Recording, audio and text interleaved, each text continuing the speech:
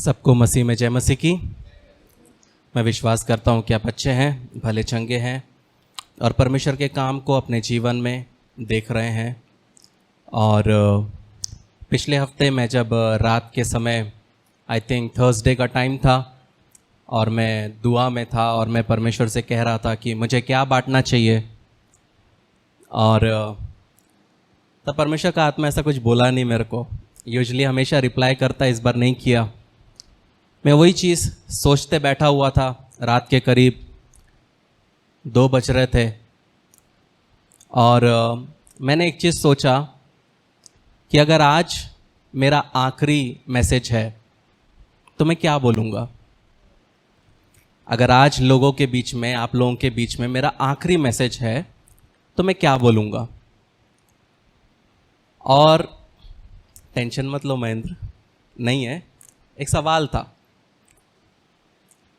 तो तब मैंने परमेश्वर के आत्मा से पूछा कि क्या बोलूं। तब परमेश्वर के आत्मा ने मुझे प्रभु भोज का वो समय बताया जब यीशु मसीह ने पहला प्रभु भोज लिया, और उसके पहले का समय पवित्र आत्मा मेरे सामने दृश्यों में लेके आया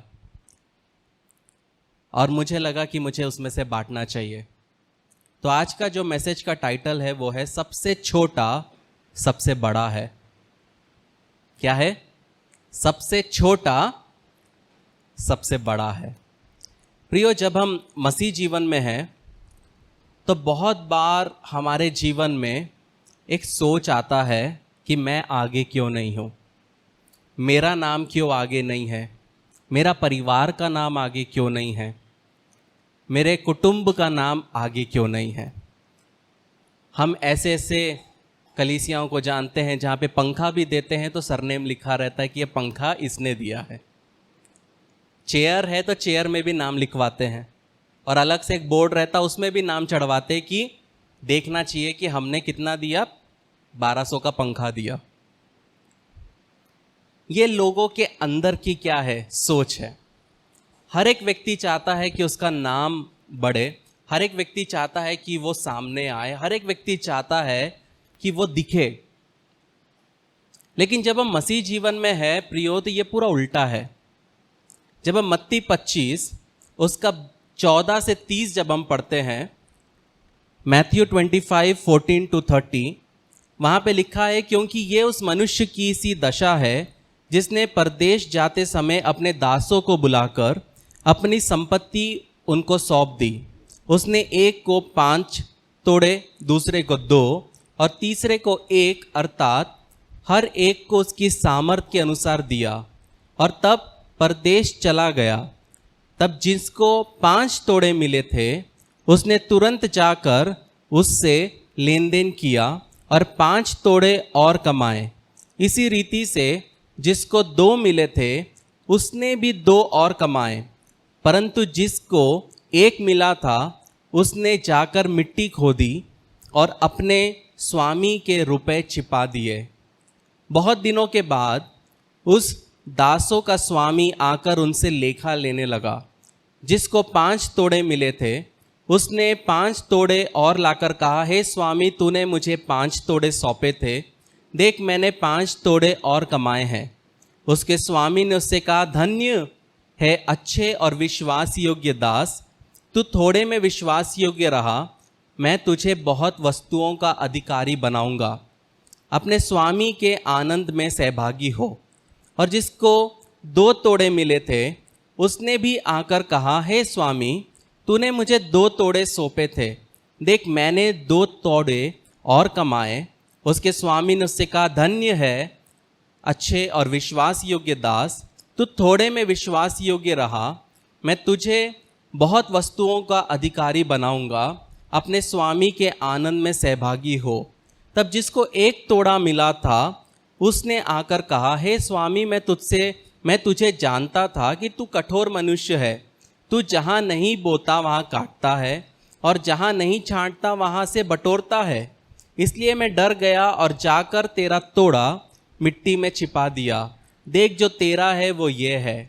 उसके स्वामी ने उससे कहा, हे दुष्ट और आलसी दास, जब तू ये जानता था कि जहाँ मैंने तुझे जहाँ मैंने नहीं बोया वहाँ से काटता हूँ, और जहाँ मैंने नहीं छीटा वहाँ से बटोरता हूँ।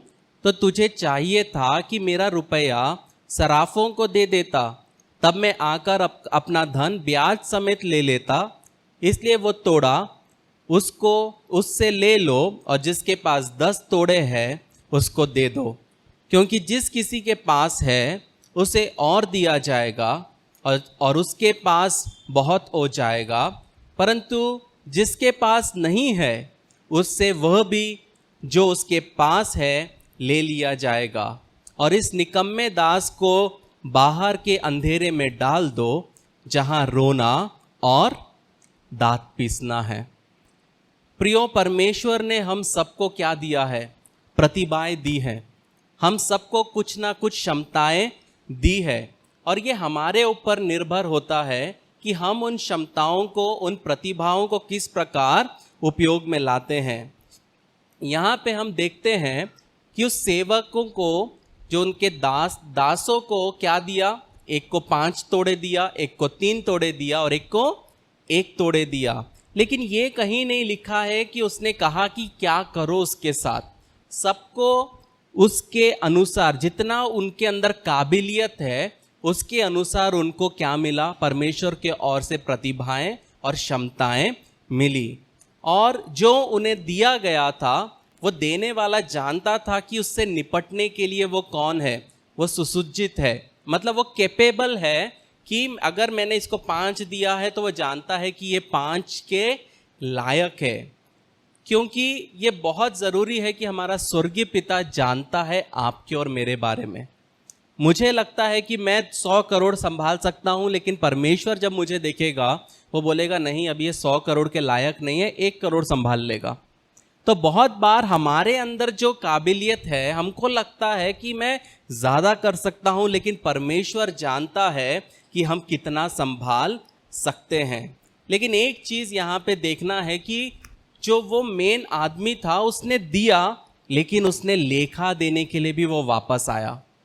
मतलब अगर परमेश्वर ने आपको कोई चीज़ दिया है, ज़रूरी नहीं है वो पैसा है, आपका टैलेंट होगा, आपका दान वरदान होगा, आपका बिजनेस होगा, आपका जॉब होगा। एक चीज़ हमेशा याद रखना है प्रियो, कि एक दिन आपको क्या देना है? लेखा देना है।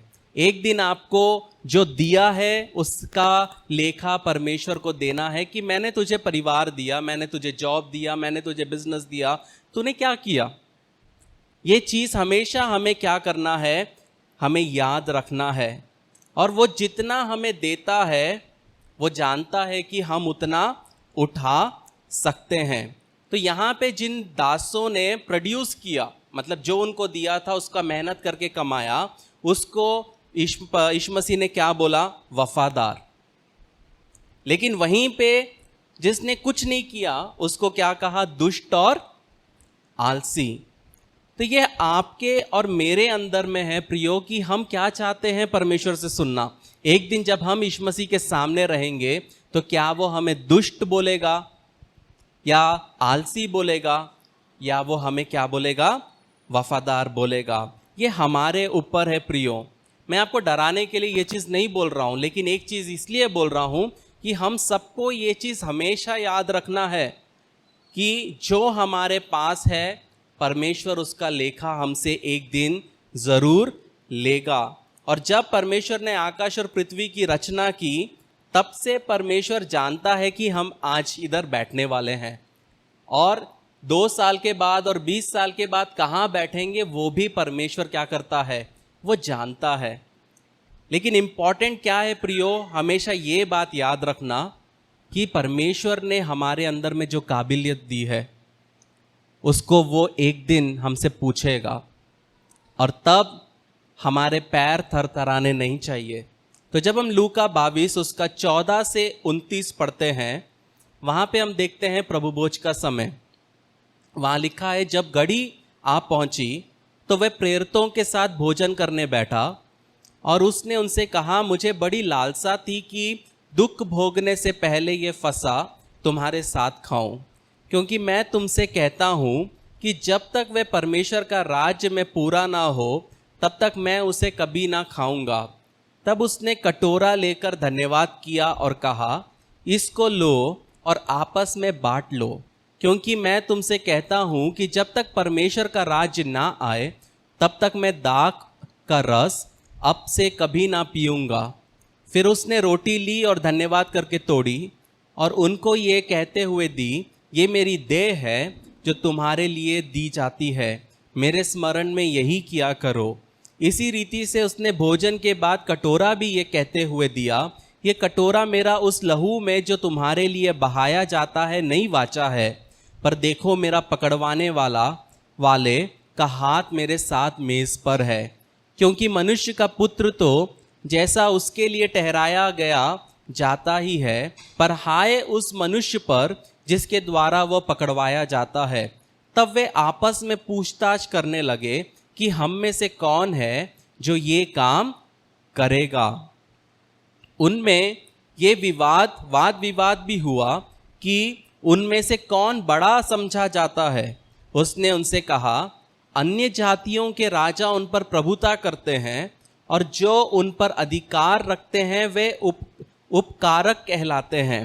परंतु तुम ऐसे ना होना, वरन जो तुम में बड़ा है वो छोटे के समान और जो प्रधान है वो सेवक के समान बने।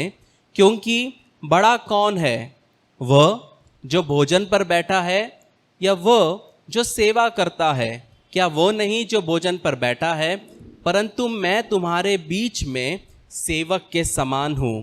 तुम वो हो जो मेरी परीक्षाओं में लगातार मेरे साथ रहे, और जैसे मेरे पिता ने मेरे लिए एक राज्य ठहराया है, वैसे ही मैं भी तुम्हारे लिए ठहराता हूँ, ताकि तुम मेरे राज्य में मेरी मेज पर खाओ पियो, वरन सिंहासनों पर बैठकर इस्राएल के 12 गोत्रों का न्याय करो। हम सब मोहम्मद अली को जानते हैं, जो कि कौन था? रेसलर था। एक समय आया जब मोहम्मद अली अपने करियर के सबसे हाई पीक पे था, उसके अंदर बहुत घमंड आया। एक दिन लड़ने के लिए वो दूसरे जगह जाने के लिए अपने प्लेन पे बैठा, घमंड के साथ बैठा। फ्लाइट अटेंडेंट आई, उसको बोलती है, सर आप सीट बेल्ट लगा ले। वो बोलता नहीं, मेरे को नहीं लगाना। वो फिर से आके बोलती, सर सीट बेल्ट लगा ले। वो बोलता नहीं लगाना, बोला ना। तो तीसरी बार भी वो आके बोलती है, सर सीट बेल्ट लगा लीजिए, उसके बिना फ्लाइट नहीं उड़ेगी। तो मोहम्मद अली उसको बोलता है, सुपरमैन को बेल्ट की ज़रूरत नहीं है। तो फ्लाइट अटेंडेंट बोलती है, सुपरमैन को तो फ्लाइट की भी ज़रूरत नहीं है, उसको तो ऐसे ही उड़ जाना था। ये जवाब सुनकर मोहम्मद अली शर्मसार होता है और सीट बेल्ट लगाता है। कहने का मतलब है प्रियो, बहुत बार हमारे इस जीवन में हम मोहम्मद अली बन जाते हैं। हमको लगता है कि मैं जैसे एंटर किया तो मेरे लिए पीने के लिए चाहिए, चाय चाहिए, हर चीज़ मेरे सामने में ऐसे पसारा हुआ चाहिए। लेकिन यीशु मसीह बोलता है ये हमारा तरीका नहीं है। हम जो प्रभु में हैं, हमको सेवक बनना है, क्योंकि यीशु मसीह खुद हमारे लिए क्या बना?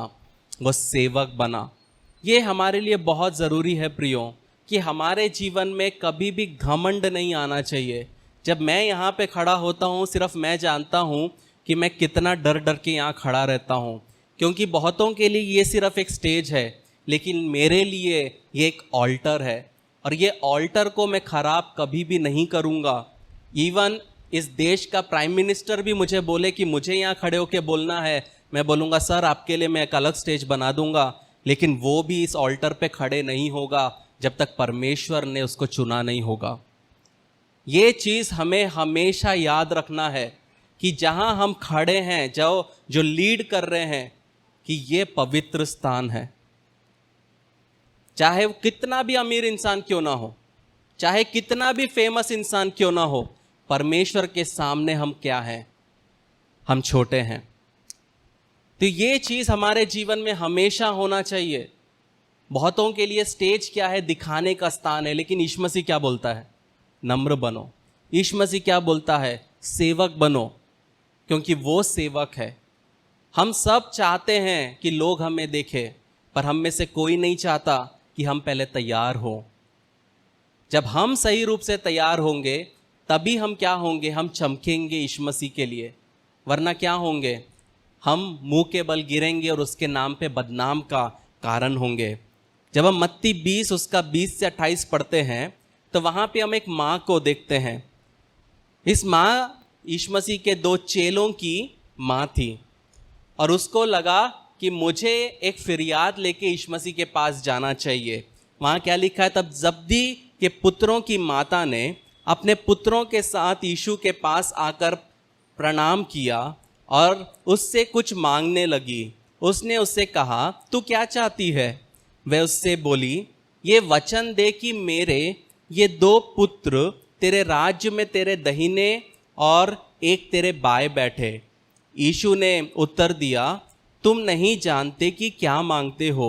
जो कटोरा मैं पीने पर हूँ क्या तुम पी सकते हो? उन्होंने उससे कहा, पी सकते हैं।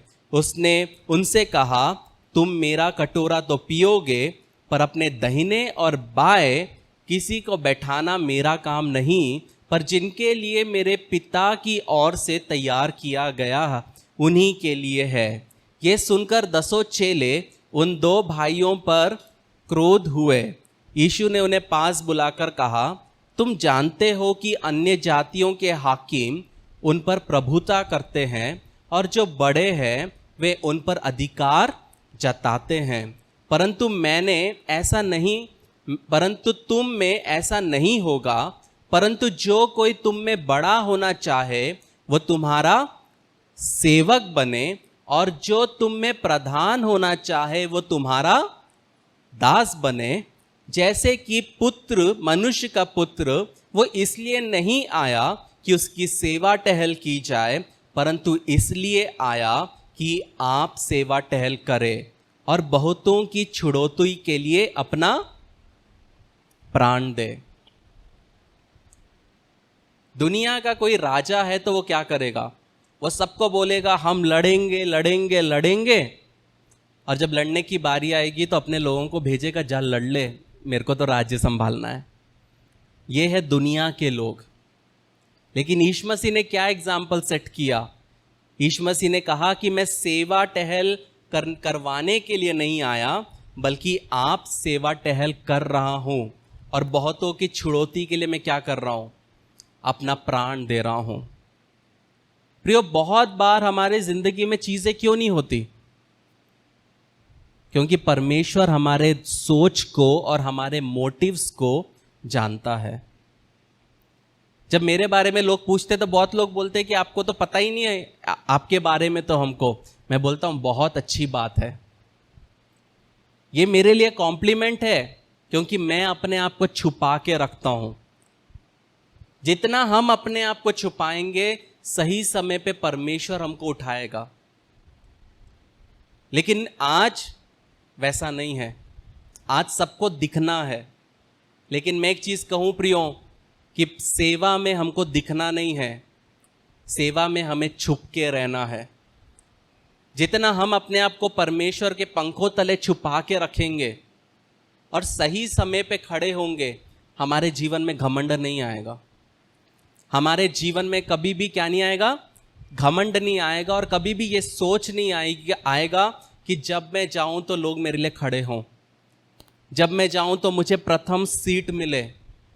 ये सोच कभी भी हमारे अंदर में नहीं आएगा। जब हम बाइबल में देखते हैं प्रियो, तो बाइबल में बहुत महान सेवक है जिन्होंने सेवकाई की। सबसे पहला जब हम देखते हैं वो है अब्राहम।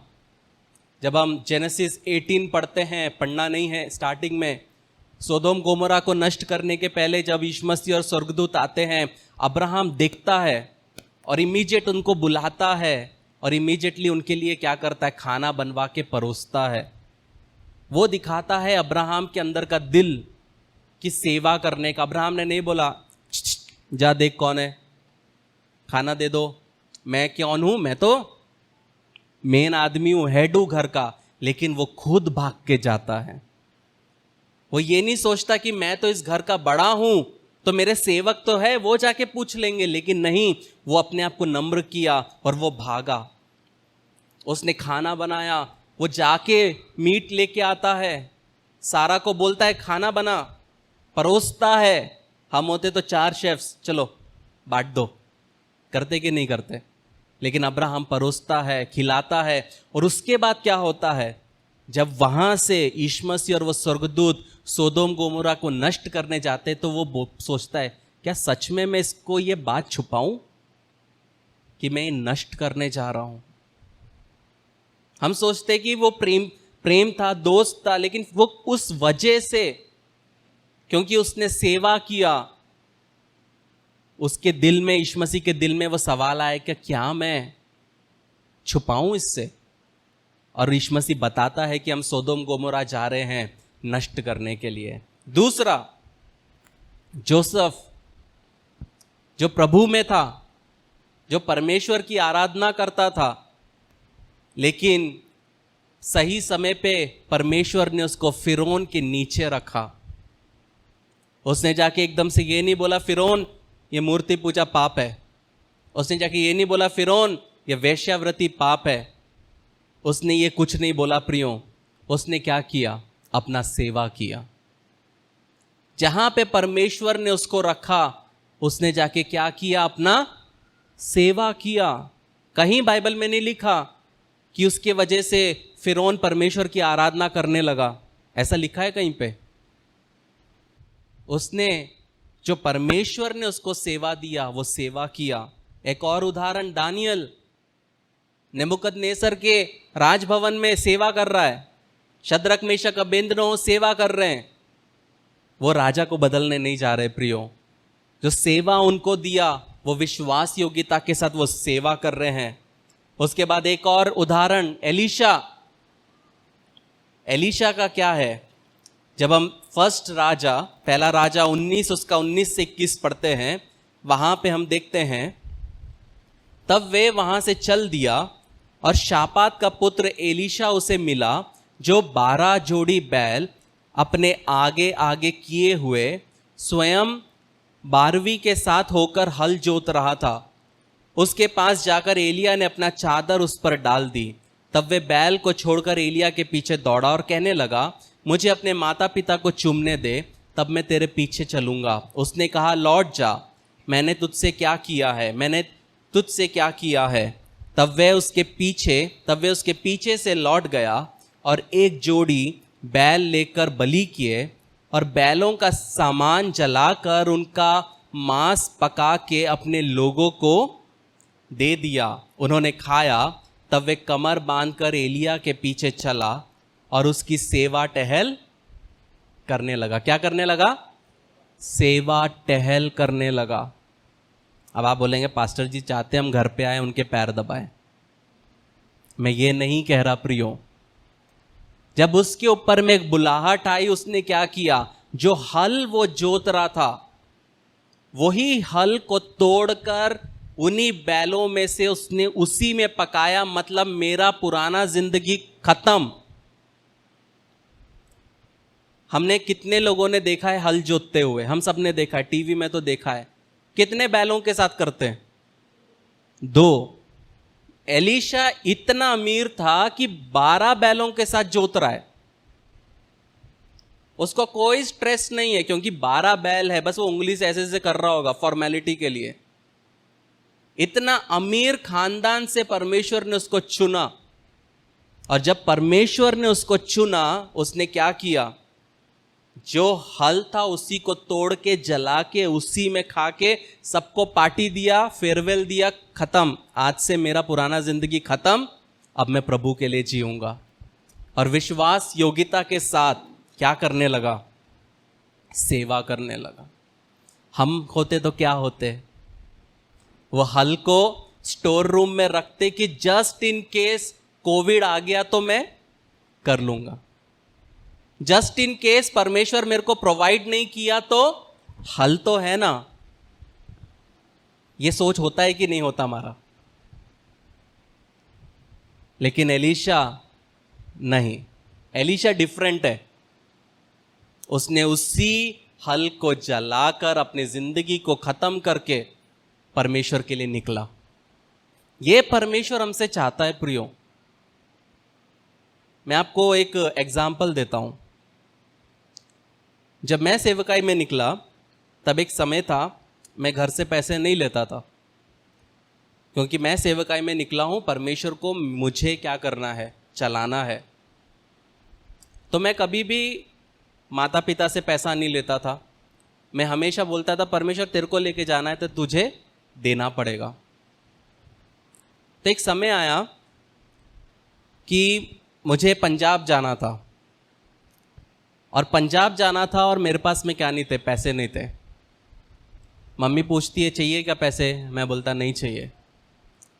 मेरे हाथ में 10 रुपये नहीं है, टिकट हो गया लेकिन पैसे नहीं है। लेकिन माँ बाप से नहीं लेना है, परमेश्वर का मुंह देख के निकला हूँ।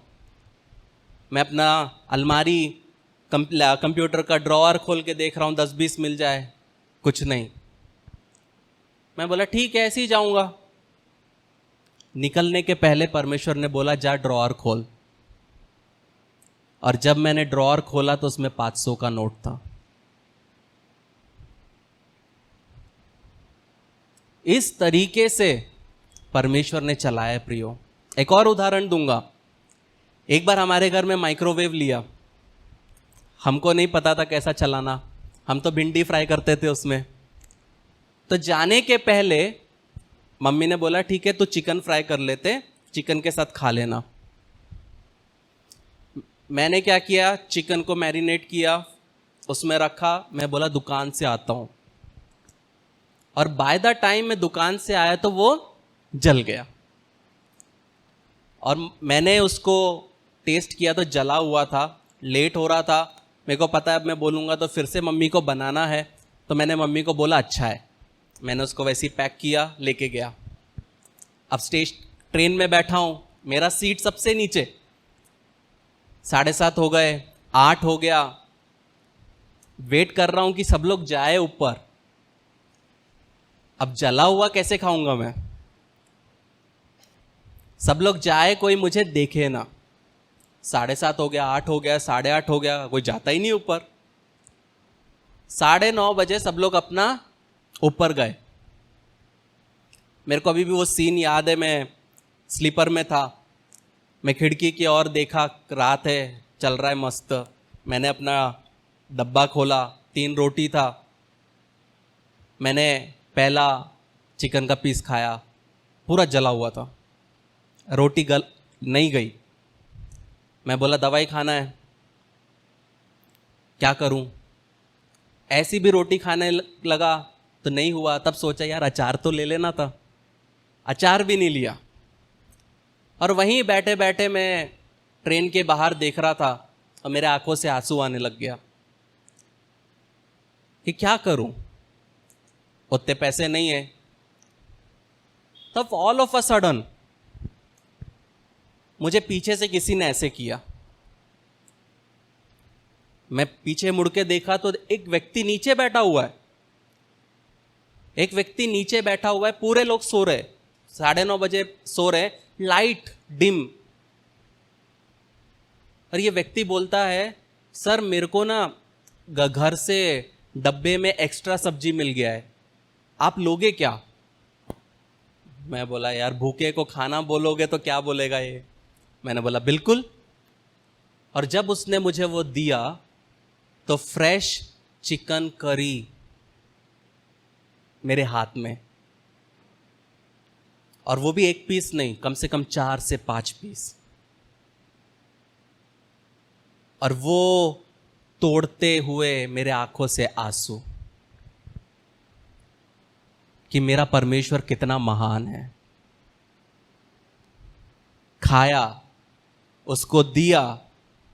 मैंने उससे पूछा आप कहाँ हो, बोले मेरे पास टिकट नहीं है, यहीं पे हूं। मैंने बोला ठीक है। थोड़ी देर के बाद मैं मुड़ा उसको धन्यवाद देने, कोई भी नहीं था। मैं बोला ये क्या हो गया। फिर मैं ट्रेन में चल के देखा, जितनी बोगी थे रात को चला, कि कहीं तो दिखे। वो दुरंतो थी, कहीं रुकती नहीं है, कोई भी नहीं था। प्रियो ये मेरा परमेश्वर है। ये होता है कि जब हम सेवा में उतरते हैं और अपने हल को जला देते हैं, तो वो सब देख के ऐसे परमेश्वर ने मुझे तैयार किया है। इसलिए लोगों के मुंह को नहीं देखता मैं, चाहे वो कोई भी क्यों ना हो। मेरे को कोई व्यक्ति इंप्रेस नहीं कर सकता। इंप्रेस सिर्फ एक ही कर सकता है, वो है यीशु मसीह। उससे बड़ा कोई भी आज तक इस दुनिया में ना पैदा हुआ ना कोई होगा। वो एटीट्यूड के साथ में चलता हूं। सेवा खेल नहीं है प्रियो। हम चाहते हैं कि हम जैसे ही कदम रखे सेवा में, लिमोजी आ जाए सामने, मर्सिडीज आ जाए, बेंस आ जाए। हम तैयार होना नहीं चाहते। हम विश्वास को पनपने नहीं देना चाहते।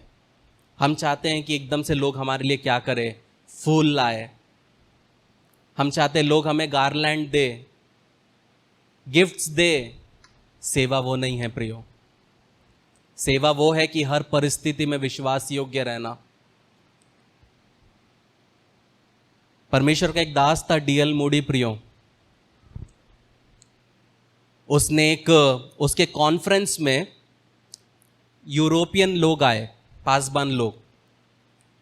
और यूरोपियन लोगों का एक कल्चर है कि अगर वो होटल में आते हैं या आपके घर में आते हैं, वो क्या करते हैं, जैसा कॉन्फ्रेंस होता है, वो अपने रूम के बाहर जूता उतार के छोड़ देते हैं। और वो आए अमेरिका में,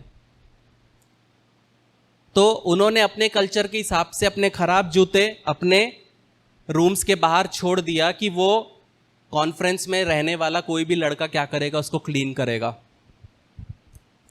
डीएल मूडी रात को निकलते हैं चलने के लिए, उनको पता है इनका कल्चर। वो निकल के देखते हैं तो सब रूम्स के बाहर में 2-2, 3-3 जूते हर एक पासबानों के। डीएल मूडी अपने साथ के यंगस्टर्स को बोलते, चलो इनके शूज़ अपने को धोना है। कोई बोलता मेरे को बहुत नींद आ रही है, कोई बोलता मैं बहुत थक गया, कोई बोलता मेरे को नहीं करना। सब चले गए, डीएल मूडी अकेला खड़ा रहा। और वो रात भर उसने क्या किया, वो पूरे जूते अपने रूम में लाया। ऐसा नहीं किया कि चलो लाइव स्ट्रीम करते अपन, मैं जूता चमका रहा हूं। वो पूरे जूतों को अपने रूम में लाया। एक एक करके उसने पूरा रात बैठ के एक एक का जूता चमकाया। गलती से उनका दोस्त रूम में आया, इसलिए ये बात आज मैं बता पा रहा हूं। और जब वो यूरोपियन पास्टर सुबह निकले, तब सबके जूते चमके हुए थे, क्योंकि डीएल मूडी जिसने वो कॉन्फ्रेंस ऑर्गेनाइज किया, किसी के जूते पोंछने के लिए उसको शर्म नहीं आया।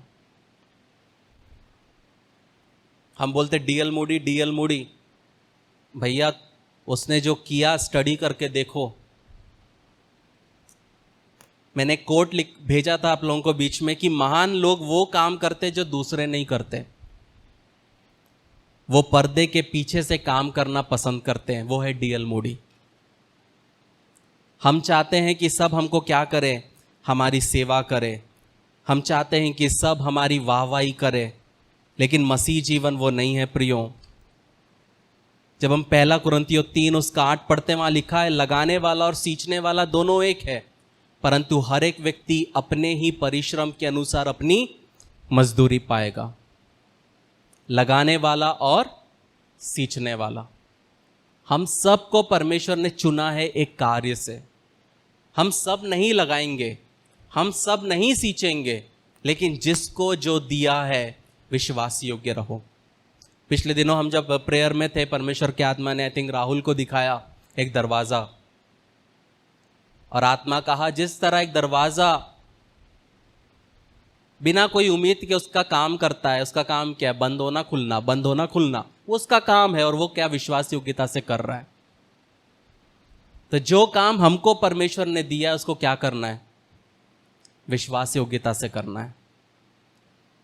वो चाहे बाथरूम का दरवाजा हो या बेडरूम का दरवाजा हो या मेन डोर हो या मेन गेट हो, परमेश्वर ने आपको किस लिए चुना वो उसके हाथ में है। लेकिन जहां रखा है विश्वास योग्य रहना सबसे इंपॉर्टेंट है।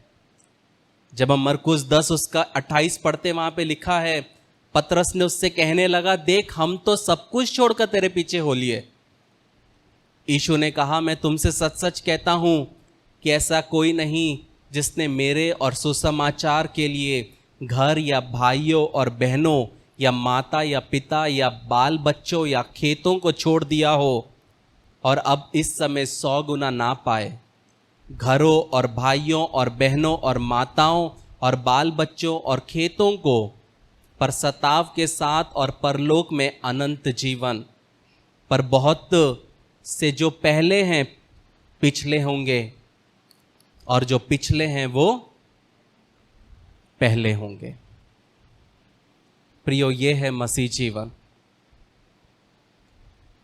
हम इस मसीह के लिए क्या छोड़ सकते हैं? हम इस मसीह के लिए क्या त्याग सकते हैं? पतरस बोला, हमने तो हमारा व्यवसाय छोड़ा, हमारा परिवार छोड़ा, सब छोड़ के तेरे पीछे आए। यीशु मसीह बोलता है कि सबको क्या मिलेगा? अनंत जीवन। पता है मुझे मेरी वाइफ में क्या चीज पसंद है? वो कभी भी कोई चीज के लिए शर्माती नहीं है। वो कभी नहीं बोलती ये घिनना है, ये मैं नहीं करूंगी, बल्कि उसके अंदर एक सेवक का भाव है। ऐसा कोई भी काम बोल दो आपको करना है, वो बराबर करेगी। और वो देख के मुझे गर्व होता है। कोई भी काम वो कभी नहीं बोलेगी कि मुझे नहीं करना है। हमारे अंदर में क्या घमंड है हमको नहीं पता। हमको लगता है ये बड़ा काम है, ये छोटा काम है, ये मेरे लायक नहीं है। मैं तो पीएचडी होल्डर हूं, मैं तो डॉक्टर हूं, मैं तो ग्रेजुएट हूं। मेरी वाइफ एमबीए होल्डर है, लेकिन उसमें घमंड नहीं है। वो गरीब के साथ, उसके साथ बैठ के, उसके घर में बैठ के खा सकती है, और वहीं पे अमीर अमीर घर पे भी बड़े ओहदे पे बैठती है। ये होता है प्रियो मसीह जीवन। ये होता है एक मसीही जो छुआछूत नहीं करता, जो ये नहीं सोचता कि ये मेरे स्टैंडर्ड के लोग नहीं हैं, ये इनके साथ मैं बैठ सकता हूं। वो उसके अंदर मसीह का गुण नहीं है प्रियो। जब हम प्रभु में हैं तो हमारे अंदर कभी ये अंतर नहीं आना चाहिए, ये कभी नहीं आना चाहिए। तो जब मैं उस रात को परमेश्वर की आत्मा से बात कर रहा था, तब परमेश्वर ने बोला कि जो यीशु मसीह ने प्रभु भोज के पहले किया, मैं चाहता हूं इस कलीसिया में हो। यहां कोई भी चीज कभी भी नहीं होगी, क्योंकि वह एक फॉर्मेलिटी है। राहुल बहुत समय से मेरे को बोल रहा है, भैया कब करोगे कब करोगे। मैं उसको एक ही चीज बोलता हूं, थांबा। जब परमेश्वर बोलेगा तो वो बराबर हो जाएगा। परमेश्वर पे आसरा रख के चलना है, परमेश्वर की आवाज सुन के चलना है। तो इन वचनों से परमेश्वर आशीष दे। ये हमेशा याद रख के, सबसे छोटा सबसे बड़ा है। मसीह जीवन में सबसे छोटा सबसे बड़ा है। तो आप विवाह के लिए आगे कदम बढ़ाने को तैयार हैं। बधाई। इससे पहले कि आप अपनी शादी के दिन की तैयारी में जुट जाएं, योजना बनाएं और परेशान होने लगें, एक सबसे महत्वपूर्ण बात न भूलें, आपकी शादी। एक अध्ययन के अनुसार विवाह पूर्व परामर्श या वैवाहिक थेरेपी पूरा करने वाले जोड़ों में तलाक की संभावना 31% तक कम होती है, और कोर्टशिप टू मैरिज इसमें आपकी मदद करता है। हमारे कोर्स और पाठों में विवाहित जीवन के संघर्षों, वास्तविकताओं और रोजमर्रा की दिनचर्या जैसे कई विषय सम्मिलित किए गए हैं। इस कार्यक्रम पर कई जोड़ों का भरोसा रहा है, जो जिंदगी के इस नए स्तर पर जाने के लिए तैयार हैं। लेकिन इसके लिए सिर्फ हमारी बात को ही न माने, आप अपना पहला पाठ मुफ्त सीख सकते हैं। एक बार जब आप कोर्टशिप टू मैरिज के साथ रजिस्ट्रेशन करते हैं, तो आप हमारी 30 दिन की मनी बैक गारंटी द्वारा भी सुरक्षित रहते हैं, और आप तैयार हैं एक सुखी वैवाहिक जीवन के लिए। courtship2marriage.com पर आज ही अपना पहला लेसन शुरू करें।